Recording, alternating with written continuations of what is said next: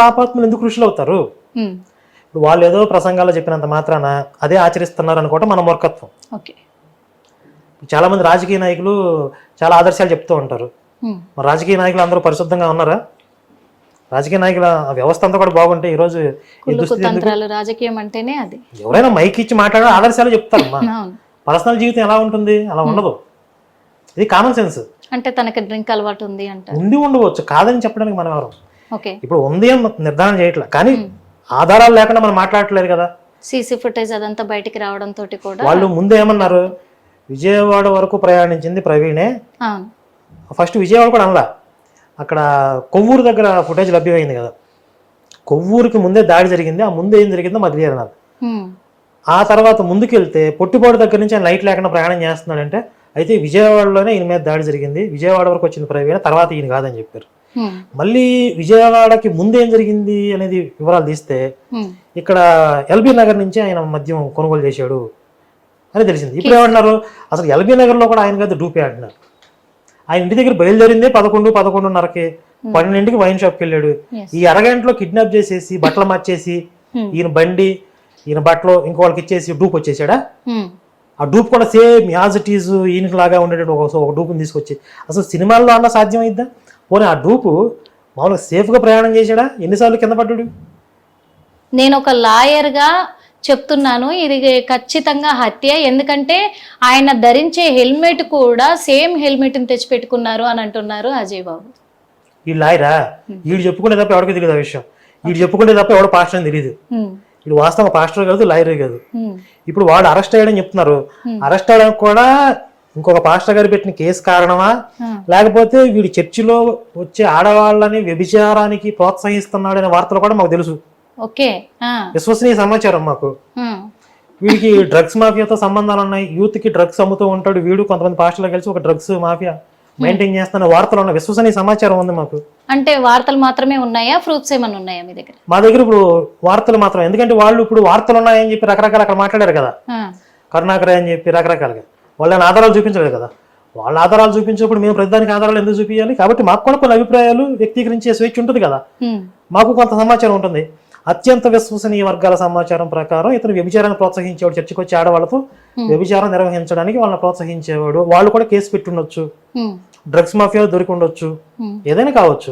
అంటే అజయ్ బాబు మరొక మాట అంటున్నారు. ఏమంటున్నారంటే, ప్రవీణ్ పగడాల ప్రతి ప్రసంగంలో కూడా మాకు క్రైస్తవులకు అన్యాయం జరగొద్దు అని చెప్పేసి సువార్తను ప్రకటించారే తప్ప ఎక్కడ హిందువులని అసహ్యంగా మాట్లాడలేదు. కాకపోతే మమ్మల్ని అవమానించినప్పుడు మాత్రమే వాళ్ళకు జవాబు చెప్పాడు. అంటే అది కూడా ఏ రకమైందంటే, యేసు ప్రభు మరియకి ఉంచుకున్న వాళ్ళకి పుట్టాడు అని చెప్పేసి అసభ్యంగా హిందువులు మాట్లాడుతున్నారు. అది ఎంతవరకు కరెక్ట్ అని అడుగుతున్నారు. మరి దీని మీద న్యాయం ఉందా? అసలు చనిపోయిన ప్రవీణ్ పగడాల పరువు తీసింది వీళ్ళే, ఈ చిల్లర పాస్టర్లే. ఆయన యాక్సిడెంట్ లో పోయాడు, కుటుంబ సభ్యులు మాకు పోస్ట్ మార్టం కూడా ఇచ్చేసేయండి, మేము తీసుకెళ్లిపోతాం అన్నారు. కుదరదు, పోస్ట్ మార్టం చేయాలి, హత్య అని చెప్పి రకరకాలుగా రెచ్చగొట్టే ప్రయత్నాలు చేసి ఇప్పుడు ఇవన్నీ కూడా బయటకు వచ్చి ఆయన తాగి అపస్మారక స్థితిలోకి వెళ్ళిపోవటం, అంటే ఒక రోడ్డు మీద పడిపోయి పార్కులో రెస్ట్ తీసుకోవటం, ఇవన్నీ కూడా కొంతమంది జీర్ణించుకోవాలని వాస్తవాలు. ఇవన్నీ కూడా బయటకు వచ్చి ఒక చనిపోయిన వ్యక్తి గౌరవానికి కూడా భంగం కలగడానికి కారణం వీళ్ళు. అలాగే ఇప్పుడు ఏం చెప్తున్నారు వీళ్ళు, ఆయన హిందుత్వం గురించి ఎప్పుడు మాట్లాడు. ఇప్పుడు ఆయన వీడియోలన్నీ తీసి ప్లే చేస్తే చనిపోయిన వ్యక్తి గురించి కాబట్టి మనం అంత మాట్లాడాం. అంటే మా యేసు ప్రభు పుట్టుకనే వాళ్ళు నిందించారు, అప్పుడు మేము మాట్లాడకుండా ఎలా ఉండగలము? మరి అంత అసభ్యంగా మాట్లాడొచ్చా అంటున్నారు. మరి మాట్లాడొచ్చా అలా మాత్రం? ప్రవీణ్ పగడాలకి నేను ఇచ్చిన కౌంటర్స్ చాలా ఉన్నాయి అమ్మ, శివశక్తి వీడియోలు చాలా. అందులో ఆయన ఏదో క్రిస్టియన్ సభలకు వెళ్ళి, ఒక క్రిస్టియన్ సెమినార్కి వెళ్ళి హిందుత్వం గురించి మాట్లాడాల్సిన అవసరం ఉందా? వాళ్ళు ఏదో క్రిస్టియన్ సభలు పెట్టుకున్నారు, అక్కడ హిందుత్వం గురించి అవసరం ఏంటి? రాముడు అదేని, సీతమ్మ వారు ఇదని రకరకాలుగా ఆయన మాట్లాడిన వీడియోలు ఉన్నాయి, వాటికి మేము కౌంటర్స్ ఇచ్చాం. అంటే ఒక క్రిస్టియన్ గురించి మీరు తప్పుగా మాట్లాడుతూ ఉంటేనే మేము అనాల్సి వచ్చింది అంటున్నారు.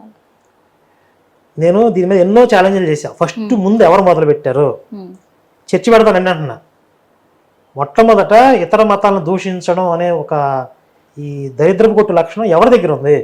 అసలు ఎవరి మత గ్రంథంలో పరమతం గురించి రాశారు? ఇతర మతాలను ద్వేషించే విధంగా రెచ్చగొట్టారు.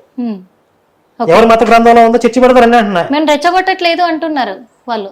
అజయ్ బాబు కూడా మన అన్నాడు, మేము అసలు ఎవరిని రెచ్చగొట్టము, మాలో ఉన్న క్రైస్తవులకు మాత్రమే మేము సువార్త చెప్పుకుంటా ఉంటాము అంతే తప్ప మేము సువార్త ప్రకటించుకుంటాం కానీ ఎవరిని మేము మా మతంలోకి రండి అని మేము పిలవలేదు కదా, ఎందుకంత బాధ అవుతుంది వీళ్ళకి అంటున్నారు. పోర్న్ స్టార్ పాతివ్రత్యం గురించి ప్రసంగం చేసినట్టుంది. వాళ్ళు పరమతాల గురించి ఆదర్శాల గురించి మాట్లాడడం ఏంటి? నేను చర్చి పెడతాను రండి అంటున్నా కదా. ఎవరు మత గ్రంథంలో పరమత ద్వేషం ఉంది, ఒకవేళ ఉంటే తీసేద్దాం. ఆ వాక్యాలు ఏమైనా ఉంటే మీరు ఎప్పుడో ఆధునిక యుగం, ఆటవిక యుగాల్లో రాసుకున్నారు. మీరు రాతి యుగాల్లో ఆటవిక యుగాల్లో రాసుకున్నారు. పశుబలంతో వాటిని అమలు చేశారు, కొన్ని దేశాల్లో ఆక్రమించుకున్నారు. సర్వన్నీ అయిపోయాయి. ఇప్పుడు ప్రజాస్వామ్యం విలువలు అన్నీ ఉన్నాయి కదా. ఆ ఆటవిక యుగంలో ఎవరైతే రాక్షసంగా కొన్ని రాసుకున్నారో అవి తీసేద్దాం అంటున్నా. అవి ఇప్పుడు ప్రస్తుత సమాజానికి ప్రమాదకరం కదా. అవి హిందుత్వంలో ఉన్నా తీసేద్దాం, ఎలిమినేట్ చేసేద్దాం, సంస్కరించుకుందాం. దానికి ఒప్పుకుంటారా? కూర్చొని మాట్లాడదాం రమ్మనండి. సగం బుక్ వెళ్ళిపోద్ది, అక్కడ ఉండదు, వెళ్ళిపోద్ది అంటారు. సగం అదే ఉంటది. అంటే మొత్తానికి హిందుత్వాన్ని చెడ్డదారి పట్టించేసి హిందువులందరినీ వాళ్ళ దాంట్లోకి, క్రైస్తవుల దాంట్లోకి మార్చుకుంటున్నారు బలవంతాన్ని అంటారా? బలవంతంగానే కాదు, ప్రలోభ పెట్టి మీకు ఏదో కష్టం ఉంటుంది, మీకు ఏదో సమస్య ఉంటుంది, మీ దగ్గరకు వచ్చి ప్రేయర్ చేసి అద్భుతం జరిగింది అంటాడు. అది వెంటనే జరిగిందా అంటే యాదృచ్ఛికంగా మీ సమస్య పరిష్కారం అయిందా వాళ్ళ ఖాతాలో వేసుకుంటారు. లేదా ఇంకా టైం దేవుడు పరీక్షిస్తున్నాడు, మీ ఇంట్లో వాళ్ళు మతం మారలేదు, మీ ఇంటి వాళ్ళు మతం మారలేదు, సాగదీస్తారు. 1 సంవత్సరం 2 సంవత్సరాలు సాగదీసి ఇంకా అప్పుడు సమస్య పరిష్కారం అయితే వాళ్ళ ఖాతాలో వేసుకోవడం, లేకపోతే ఇంకా సాగదీయటం. ఇది వాళ్ళ స్ట్రాటజీ. ఇప్పుడు మీకు సమస్య పరిష్కారం అవ్వకపోయినా, మీరు అందులో జారకపోయినా వాళ్ళకి వచ్చే నష్టమే లేదు, ఇంకొకరిని చూసుకుంటారు. వాళ్ళు మీ దగ్గర ఇన్వెస్ట్మెంట్ పెడుతున్నారా? జస్ట్ నెత్తి మీద చేయబెట్టి భస్మాసురుడు లాగా ప్రేయర్ చేస్తారు. ఇదే హస్తం ఇంకో చోట పెడతారు, ఇంకొక భస్మాసుర హస్తం. ఎవరెవరు బూడిదవుతున్నారు? 100 మంది మీద ప్రేయర్ చేస్తే 2-3 బూడిదవుతారు. వాళ్ళకి కావాల్సింది అది. కాబట్టి ప్రలోభ పెట్టి మత మార్పులు చేస్తారు. బలవంత పెట్టి అంటే నెత్తి మీద గండ పెట్టి ఎవరు చేయరు. మరి హిందువులు అంటే వాళ్ళ ప్రశ్న కూడా, ఈ హిందువులు ముస్లింలు వీళ్ళైతే ఎలాగా వాళ్ళ గుళ్ళల్లో వాళ్ళ దేవుళ్ళకి ఎంత పూజ చేసుకుంటున్నారో, ఎంత పవిత్రంగా భావిస్తున్నారో, మా యేసు ప్రభువుని కూడా మేము అంత పవిత్రంగా భావిస్తాం మేము. అలాంటిది మా యేసు ప్రభు విషయంలో, మా క్రైస్తవుల విషయంలో చిన్న చూపు చూస్తూ ఉన్నారు, మమ్మల్ని ఎప్పుడు అవమానిస్తూనే ఉంటారు. వాళ్ళని మేము అవమానించినంతసేపు మేము వీళ్ళని అవమానించము, కానీ మమ్మల్ని అవమానించినాక మేమెందుకు ఎదురు తిరగకూడదు, మేము ఎదురు తిరిగితే చంపేస్తారా అని అడుగుతున్నారు. అదే ఇప్పుడు నేను ముందు నుంచి చెప్తున్నా, బెదిరిస్తున్నారని కూడా అంటున్నారు. మీరు చిన్నప్పటి నుంచి ఏదన్నా చర్చి ప్రసంగాలు విన్నారా? అందులో హిందూ దేవుళ్ళని తిట్టడం వినే ఉంటారు. అంటే ప్రతి ఒక్కరికి ఈ అనుభవాలు తెలుసు. ఇప్పుడు నేనేదో కొత్తగా చెప్పాల్సిన అవసరం లేదు, మీరేదో కొత్తగా చెప్పాల్సిన అవసరం లేదు. సమాజంలో ఏం జరుగుతుందో అందరికీ తెలుసు. ఈ పాస్టర్లు పొద్దున్న లేస్తే చర్చిలో పరమత ద్వేషాన్ని వెళ్ళగక్కకుండా వాళ్ళకి పూట గడవదు. ఏదైనా దేవాలయంలో పూజారి గారు అర్చన చేస్తున్నారు, అక్కడ యేసు గురించి ఎవరైనా మాట్లాడుతున్నారు? అసలు అవసరమే లేదు వాళ్ళకి. వాళ్ళు ఏదో పూజ చేసుకుంటారు, ప్రసాదం తీసుకుంటారు, వెళ్ళిపోతారు. కానీ వీళ్ళందరినీ కూర్చోబెట్టి చర్చిలో కూర్చోబెట్టి మళ్ళీ వీళ్ళు హిందుత్వంలోకి ఎక్కడ వెళ్ళిపోతారో అనే భయం. హిందుత్వం నుంచి వచ్చారు, మళ్ళీ తిరిగి వెనక్కి వెళ్ళిపోతారా అనే భయంతో ఆ హిందుత్వం మీద లేనిపోని ద్వేషాన్ని వాళ్ళకి ఎక్కించాలి. వీళ్ళు వెళ్ళిపోతే నష్టం ఏంటి? వీళ్ళకి ఆదాయం తగ్గిపోద్ది. దశంభాగాలు ఇవ్వాలి కదా అందరూ, కాబట్టి వాళ్ళు కాపాడుకోవాలనే భయంతో ఇతర మతం మీద, హిందుత్వం మీద విషం ఎక్కాలి. ఇప్పుడు పూజారి గారికి ఎవరు దేవాలయానికి వస్తున్నారు, ఎంతమంది వస్తున్నారు, వీళ్ళు వచ్చే వారం వస్తారా అనే భయం ఉండదు కదా ఆయనకి. వచ్చిన వరకు అందరికి ప్రసాదాలు ఇస్తారు, పూజలు చేస్తారు. ఈ వారం ఎంతమంది వచ్చారు, వీళ్ళందరూ మళ్ళీ నెక్స్ట్ వారం రావాల్సిందే, లేకపోతే నాకు ఇన్కమ్ ఉండదు, అట్లా ఉండదు కదా. కాబట్టి ఇక్కడ వ్యవస్థ వేరు, అక్కడ వ్యవస్థ వేరు. ఇది ఒక ఆర్గనైజ్డ్గా, ఒక వ్యాపార కేంద్రంగా నడుస్తుంది. కొంతమందిని సమీకరించుకోవాలి, వాళ్ళు జారిపోకుండా కాపాడుకోవాలి జాగ్రత్తగా. ఇతర మతాల్లోకి మళ్ళీ వచ్చిన మతంలో వెనకపోకుండా చూసుకోవాలి. వాళ్ళ దగ్గర నుంచి ఆదాయం పిండుకోవాలి, అందరిని అందులోకి తీసుకోవాలి. అంతేనా? ఎన్ని బెదిరింపులు చూస్తున్నారు మీరు 10% గురించి? కుప్పలుగా మీరు దశంభాగాలు నాశనం అయిపోతారో, తీని దశంభాగాలు ముందు కట్టు గన్ను పెట్టి మాట్లాడినట్లుగా వాళ్ళు మాట్లాడుతున్నారు లేదా? వీడియోలు ఉన్నాయి లేవా? ఎవరైనా ఒక పూజారి గారు అర్చకులు అట్లా బెదిరిస్తున్నారా? మీరు గుడికి వచ్చారు, ప్రసాదం తీసుకునే ముందు డబ్బులు కట్టండి, కానుకలు ఇవ్వండి, లేకపోతే చేస్తారు, ఎవరైనా బెదిరించారు ఇంతవరకు? అలా పెట్టకుండా మరి హిందూ దేవాదాయ శాఖలలో మొత్తం కూడా దర్శనం టికెట్లు అంటే స్పెషల్ టికెట్లు పెట్టారు కదా. ఇప్పుడు దేవాదాయ శాఖలోకి దేవాలయాలు వెళ్ళాయి కాబట్టి వాళ్ళు నిర్వహణ కోసం పెట్టారు. సరే, నేనేమంటానంటే టికెట్స్ పెట్టి చూసేవాళ్ళు, లేకపోతే ఫ్రీగా దర్శనం చేసిన వాళ్ళు ఉన్నారు. వచ్చిన ఆదాయాన్ని పూర్తిగా ధర్మ ప్రచారానికి, ధర్మ రక్షణకి వినియోగించాలి. దేవాలయాల ద్వారా వచ్చే ఆదాయాన్ని. మళ్ళీ ఇవి ఇతర ప్రయోజనాల కోసం. అంటే ఇప్పుడు క్రైస్తవులు దేనికి ఉపయోగిస్తున్నారంటారు? క్రైస్తవులు వచ్చింది పాస్టర్లకు వెళ్ళిపోతుంది కదా, ఎవరికి ఇస్తున్నారు వాళ్ళు? ఆ, క్రైస్తవుల నుంచి వచ్చే ఆదాయం పాస్టర్ల జేబులోకి వెళ్తాం తప్ప ఉమ్, ప్రభుత్వ ఖజానాలకు ఏమైనా వస్తుందా? ఓకే. మరి సంక్షేమ పథకాలు దగ్గరకు వచ్చేటప్పటికి హిందూ దేవాలయాల మీద వచ్చిన ఆదాయం అంతా తీసుకొచ్చి సంక్షేమ పథకాల్లో పెడుతున్నారు మళ్ళీ. మరి మీరు చాలా విషయాల్లో కూడా, చాలా సందర్భాల్లో కూడా ప్రవీణ్ పగడాల గారిని ఈ క్వశ్చన్ చేయడం కూడా జరిగింది. తన నుంచి సమాధానం ఏంటి అసలు? సమాధానం ఉండదుగా, చెప్పడు. ఉమ్, ఆయన ఏంటంటే క్రైస్తవులని ఈ సంస్కృతికి, ఈ దేశానికి వ్యతిరేకంగా తయారు చేసుకుంటూ పోవడం, ఉమ్, అది రేషనల్గా లాజికల్గా ఉందా లేదా అని ఆయనకు అనవసరం. ఉమ్, వాళ్ళని రెచ్చగొట్టామా, వాళ్ళని తయారు చేసామా లేదా అంతవరకే. అలా విత్తనాలు వేసుకుంటూ వెళ్ళిపోతారు వాళ్ళు. వెళ్ళిపోతారు. దాన్ని ప్రశ్నించే వాళ్ళు ఉన్నారు, ఇది తప్పని చూపించేవాళ్ళు అనవసరం. వాళ్ళు ఏదో చెప్పుకుంటారు పోనేవాడిని. ఉమ్, ఇలాంటి ఐడియాలజీ అయింది. ఉమ్, ఎంతవరకు వెళ్ళాడంటే బ్రిటిషర్లు మన తల్లిదండ్రులు, మనం వాళ్ళ సంతానం అని చెప్పడానికి కూడా వెనకాని పరిస్థితిలో వెళ్ళిపోయాడు ఆయన. ఉమ్, దాన్ని మనం కారణాలు చేసి హైలైట్ చేస్తే కొంచెం డిఫెన్స్లో అప్పటి నుంచి నేను బ్రిటిషర్స్ అనలేదు, మిషనరీస్ అన్నాను. మిషనరీస్ అంటే తెల్లవాళ్ళు కదా, వాళ్ళు ఎలా తల్లిదండ్రులు అయ్యారు నీకు? అంటే ఈ దేశం కోసం రక్తం గార్చినటువంటి ఎంతోమంది మహానుభావులు, పోరాడిన వాళ్ళు ఎంతోమంది ఉన్నారు కదా, ఉమ్, వాళ్ళందరూ కాకుండా ఎక్కడి నుంచో వచ్చిన, పైగా వాళ్ళు ఇక్కడికి వచ్చి దోచుకుపోయిన వాళ్ళు ఈయన తల్లిదండ్రులు ఎలా అయ్యారు? ఆ భావజాలాన్ని ఎందుకు నేర్పిస్తున్నాడు? ఇప్పుడు మనం చనిపోయిన వ్యక్తి గురించి ఇంతకన్నా ఎక్కువ మాట్లాడకూడదు. నేను అందుకే అడుగుదాం అనుకుంటున్నాను. ఎందుకంటే కూడా ఇప్పుడు చనిపోయిన తర్వాత ఆయన బతికున్నప్పుడు ఎవరు కూడా ఇలాంటి మాటలు మాట్లాడలేదు.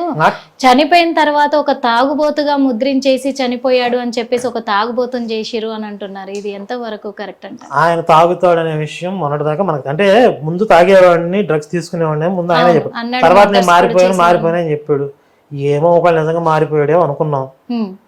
కానీ ఆయన మానవ మాత్రుడే, కొన్ని బలహీనతలు ఉంటాయి, పైకి చెప్పేది ఒకటి చేసేది ఒకటి అయి ఉండొచ్చు.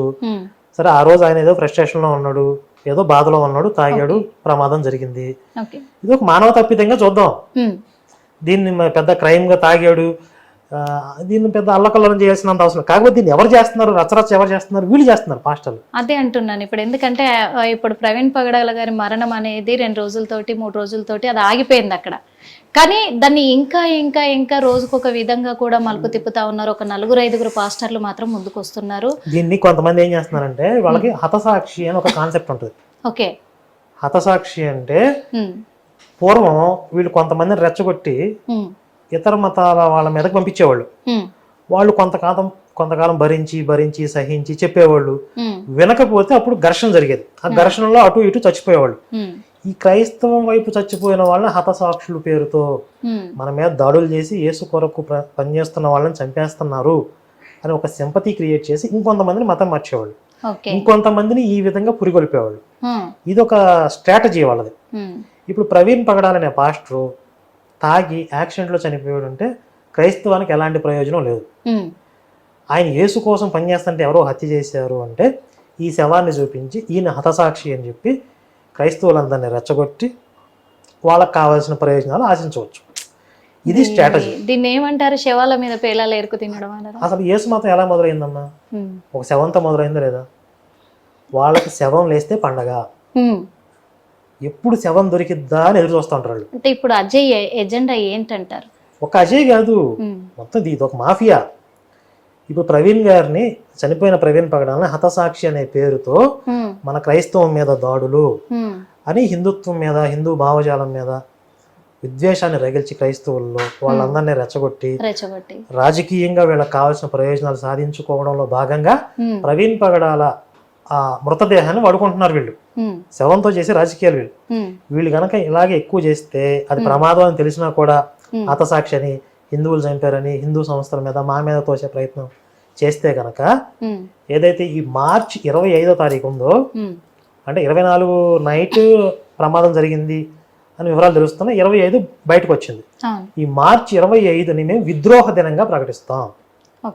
విద్రోహ దినం అంటే ఒక ప్రమాదాన్ని హత్యగా చిత్రీకరించి భారతదేశంలో మత కలహాలు సృష్టించి పెద్ద ఎత్తున విధ్వంసం చేయడానికి ఈ మిషనరీలు ప్రయత్నించాయి, క్రైస్తవ మాఫియా ప్రయత్నించింది. ఈ కుట్రలని పోలీస్ డిపార్ట్మెంట్ కానీ ప్రభుత్వాలు కానీ ఆధారాలన్నీ కూడా సేకరించి అది ప్రమాదమే అని నిగ్గు తేల్చి ఆ కుట్రని భగ్నం చేయడం వల్ల ప్రమాదం తప్పిపోయింది. కానీ వీళ్ళ ప్రయత్నాలు ఏవైతే ఉన్నాయో ఇవి సమాజానికి తెలియాలి కాబట్టి ఈ మార్చి 25వ తారీఖున మేము విద్రోహ దినంగా ప్రకటిస్తాం. దానికి ప్రభుత్వం పర్మిషన్ ఇవ్వాలి కదా వాళ్ళు ప్రకటించడానికి. ఎవరు? మేము ప్రకటించడానికి? ఇప్పుడు వాళ్ళు హతసాక్ష్యం చెప్పడానికి ప్రభుత్వం పర్మిషన్ ఇస్తుందా? ఓకే, వాళ్ళ ప్రచారం వాళ్ళు చేస్తే దానికి విషయానికి విరుగుడుగా మేము చేయాలి కదా. చేయాలి, కరెక్టే. కాకపోతే మరి ఈ అజయ్ బాబు కావచ్చు, తన తరఫున ఇంకో 2-3 పాస్టర్లు కూడా ఉన్నారు. వాళ్ళు ఒకటే క్వశ్చన్ చేస్తున్నారు హిందువులకి ముస్లింలకి. ఏమని చేస్తున్నారు అని అంటే, మా క్రైస్తవులని ఎందుకు టార్గెట్ చేస్తున్నారు? ఎందుకంటే ఇప్పుడు ప్రవీణ్ పగడాల క్వశ్చన్ చేశారు కాబట్టి, అన్యాయాన్ని అడ్డుకున్నారు కాబట్టి తనని చంపడానికి ప్రయత్నించి చంపేశారు. కానీ ఇప్పుడు ఇంకా ఒక 4గురికి థ్రెట్ ఏర్పాటైంది. అందులో ఫస్ట్ వాడిని నేనే. నన్ను కూడా చంపడానికి బెదిరింపు కాల్స్ వస్తున్నాయి, నాకు కూడా థ్రెట్ ఉంది. అందుకే ఆ కుట్రలో భాగంగానే మొదటిసారిగా నన్ను జైలుకు పంపిస్తారు అని చెప్పడం కూడా జరిగింది ఒక 4 days బ్యాకే. మీడియా ముఖంగానే కొన్ని ఇంటర్వ్యూలలో కూడా వితిన్ మా ఇంటర్వ్యూతో సహా చెప్పడం కూడా జరిగింది. అదే జరుగుతుంది తను చెప్పినట్టుగా అని ఇప్పుడు జనాలకు ఒక ఐడెంటిఫై వస్తుంది. అట్లంటే నిజంగానే కుట్ర పన్నుతున్నారా వాళ్ళపైన? ఇప్పుడు చిన్నపిల్లల మీద ఆడవాళ్ళ మీద లైంగిక వేధింపులు చేసేవాడు వచ్చి నేను ఆడవాళ్ళని ఉద్ధరించడానికి ఆ విధంగా వేధింపులు చేస్తున్నాను, వాళ్ళని మానసికంగా బాగా స్ట్రాంగ్ చేయడానికి త్వరలో నేను అరెస్ట్ అవుతాను చెప్పారు ఖచ్చితంగా అని ఆ రేపిస్టు ఆ శాడిస్టు చెప్పారు అనుకోండి. నిజంగానే వాడు వేధింపులు చేసినా అరెస్ట్ చేసి నేను ముందే చెప్పా కదా నన్ను అరెస్ట్ చేస్తారని, కాబట్టి ఈ కుట్రలో భాగం అంటే సరిపోయిద్దా? ఇప్పుడు వాడు చేసేదే వెధవ పని, ఆ వెధవ పనికి అరెస్ట్ చేస్తారని తెలుసు. వాడు దేశం కోసం పోరాటం చేస్తున్నాడా? యేసు విగ్రహాలే పగలబడతాడు అని చెప్పి. హిట్ టీవీ యాప్, ఇందులో short news, live news, entertainment shows, movies, digital magazines తో పాటు మీ జిల్లా వార్తలను కూడా ఫ్రీగా చూడొచ్చు. ఇంకెందుకు ఆలస్యం, వెంటనే హిట్ టీవీ యాప్ ని డౌన్లోడ్ చేసుకుని ఫ్రీగా ఎంటర్టైన్మెంట్ పొందండి. Hit TV app. Hit TV app. Please download hit TV app. Hit TV app ని ఫ్రీగా డౌన్లోడ్ చేసుకుని ఎంజాయ్ చేయండి. మీకు నచ్చిన ఎంటర్టైన్మెంట్ కోసం హిట్ టీవీ యాప్ ని ఫ్రీగా డౌన్లోడ్ చేసుకుని ఎంజాయ్ చేయండి. హిట్ టీవీ యాప్ ని డౌన్లోడ్ చేసుకుని ఆస్వాదించండి, ఆశీర్వదించండి. ఇంతమంది సెలబ్రిటీలు హిట్ టీవీ యాప్ ని డౌన్లోడ్ చేసుకోండి అని చెప్తున్నారంటే ఎంత మంచి యాప్ ఆలోచించండి. అమెరికా అమెరికా అమెరికా అమెరికాలో చదవాలనుకునే వాళ్ళకి విశ్వసనీయమైన పేరు మన శౌర్య కన్సల్టెన్సీ. UK లో 1 year masters. UK లో 1 year masters. 2 years work permit up to 5 years visa. Contact Saurya Consultancy. Contact 89851 89851.